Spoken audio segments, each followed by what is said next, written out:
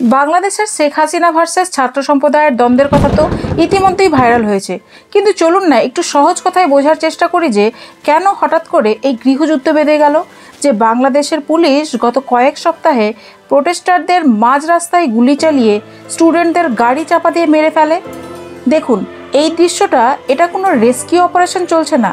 ঢাকা ইউনিভার্সিটির ছাদে হেলিকপ্টার নামিয়ে পুলিশ ফোর্স ভেতরে ঢুকছে, দেখে মনে হচ্ছে যেন টেররিস্ট ধরতে যাচ্ছেন তারা। এইগুলো তো লোকের চোখে বা ক্যামেরাতে ধরা পড়েছে, কিন্তু জানি না এই ঘটনাগুলি ছাড়াও পুলিশ ছাত্রদের উপর কত বর্বরতা দেখিয়েছে। বাংলাদেশের ইতিহাসে একে one of the worst episode of slaughter বলা হচ্ছে, যেখানে প্রায় 180 জনেরও বেশি মৃত্যু হয়েছে, 2500 জনেরও বেশি মানুষ আহত হয়েছেন।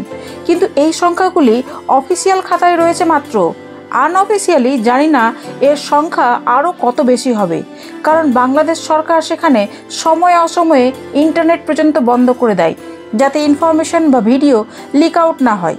কিন্তু আপনারা জানেন সবচেয়ে বড় পাওয়ার হলো ইউথ এবং ছাত্র সম্প্রদায়ের পাওয়ার, যার পাওয়ারের কাছে শেখ হাসিনার মতো ডিক্টেটরকেও নত হতে হয়।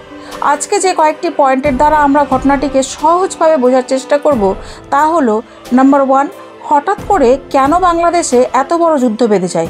নাম্বার 2, বাংলাদেশের কোটা সিস্টেমটা আসলে কি। নাম্বার 3, নিজের দেশেরই স্টুডেন্ট প্রোটেস্টের জন্য এত বর্বরতা কেন। নাম্বার 4, এত বর্বরতা সত্ত্বেও কেন শেষ পর্যন্ত শেখ হাসিনাকে স্টুডেন্ট প্রোটেস্টারদের কাছে নত হতে হয়। পয়েন্ট নাম্বার 1 এবং 2কে বোঝার জন্য একটু আপনাদের পেছনে যেতে হবে, তাহলে সব ডাউট ক্লিয়ার হয়ে যাবে। বাংলাদেশ পাকিস্তান থেকে 1971 সালে স্বাধীন হয়। পাকিস্তান আমেরিকার সহায়তায় বাংলাদেশিদের গণহত্যা শুরু করে, যেখানে প্রায় 30 লক্ষেরও বেশি মানুষের প্রাণ যায়। এসবের বিরুদ্ধে বাংলাদেশিরা বিদ্রোহ ঘোষণা করে ও যুদ্ধ করে, এবং শেষ পর্যন্ত পাকিস্তানি সেনাদের বাংলাদেশ ছেড়ে পালাতে হয় ও পাকিস্তানের বিভাজন হয়। অর্থাৎ 1971 সালে বাংলাদেশ চিরতরে স্বাধীন হয়। এবার ভালো করে বুঝবেন, বাংলাদেশের আওয়ামী লীগ হলো সেই পার্টি যে কিনা এই যুদ্ধে মুখ্য ভূমিকা পালন করেছিল। এরপর স্বাধীন বাংলাদেশের প্রধানমন্ত্রী হয় শেখ মুজিবুর রহমান। 1972 সালে ফ্রিডম ফাইটার কোটা ইন্ট্রোডিউস করা হয়। শুধু তাই নয়, এরপরেও যারা প্রাইম মিনিস্টার হন তারাও এই কোটা সিস্টেমটাকে এক্সপেন্ড করতে থাকে। এই কোটা সিস্টেমের বিরুদ্ধে 2018 সালেও এত ভয়ঙ্কর মাত্রায় না হলেও একটি বড়সড় প্রোটেস্ট হয়। স্টুডেন্টসদের কথা হলো সোশ্যাল জাস্টিসের কিছু কোটা রিজার্ভেশনের কথাটা তাও মানা যায়, যেমন আমাদের ভারতে আছে SC, ST, OBC বা প্রতিবন্ধী কোটা। কিন্তু 30% কোটা শুধু ফ্রিডম ফাইটারদের ফ্যামিলির জন্য সংরক্ষণ থাকবে, এই কেমন কথা। 1972 সাল থেকে শুরু করলে কত বছর হয়ে গেছে।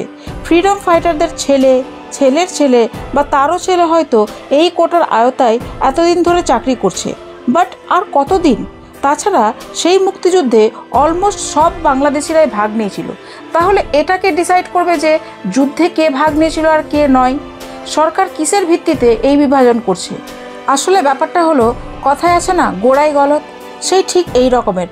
আসলে শেখ হাসিনা এই কোটা সিস্টেমের আড়ালে নিজের ফেভারিট লোকেদের চাকরি দিচ্ছিলেন, যাতে প্রশাসন থেকে শুরু করে সব রকমের উঁচু ও নিচু পদের কর্মচারীরা তারই পার্সোনাল ফেভারিট হয়, যাতে শেখ হাসিনার ভালো বা মন্দ তারা মুখ বুজে সহ্য করে নেয় এবং তার সাথে সাথ মিলাতে পারে। আর এতে শেখ হাসিনার স্ট্র্যাটেজিও কাজ করছিল।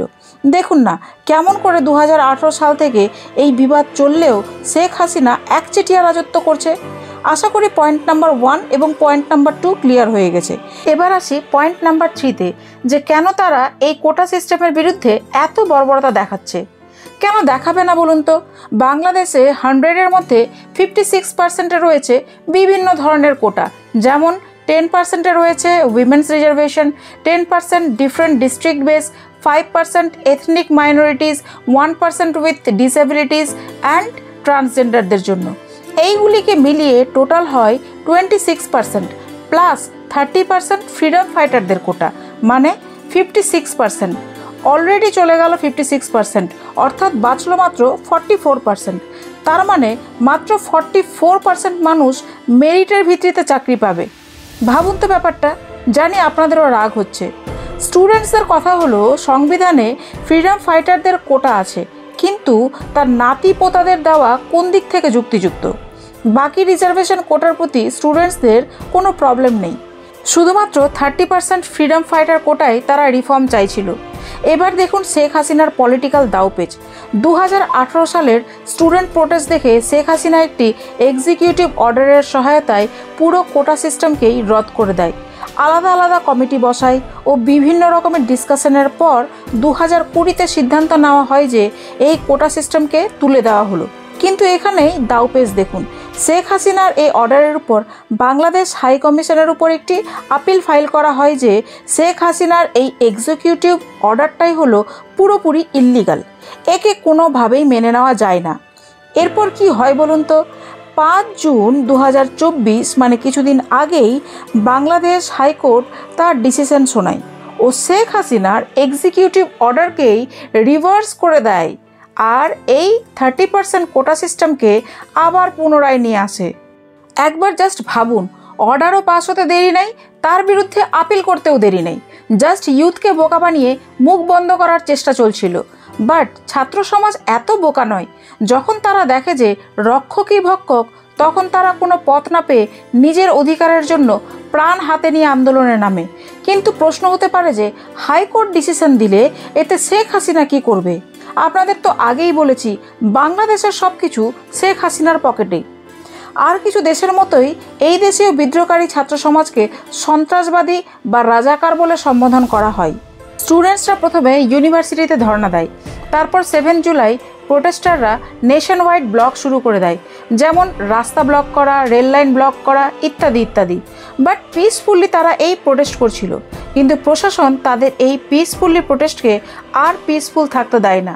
16 জুলাই 6 জন প্রোটেস্টকারীর প্রাণ যায়, কিন্তু এতে ছাত্র সমাজ হার মানেনি।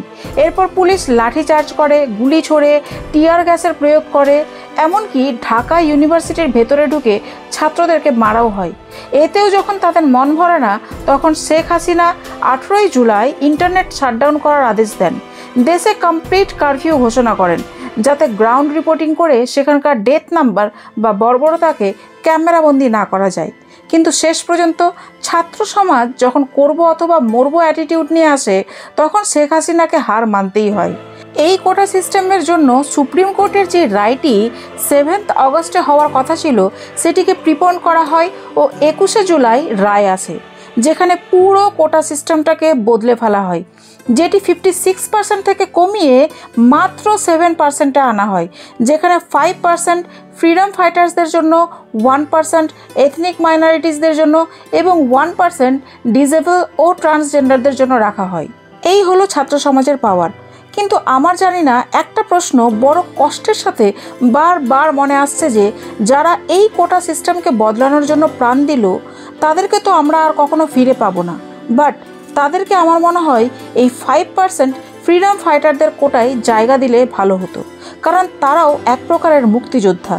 যাই হোক বন্ধুরা, আপনারা আপনাদের রায় কমেন্টে অবশ্যই জানাবেন ও ভিডিওটি ভালো লাগলে আমাকে উৎসাহ দিতে প্লিজ একটি লাইক ও সাবস্ক্রাইব করে যেতে ভুলবেন না। আজকের মতো এখানেই, দেখা হবে পরের ভিডিওতে।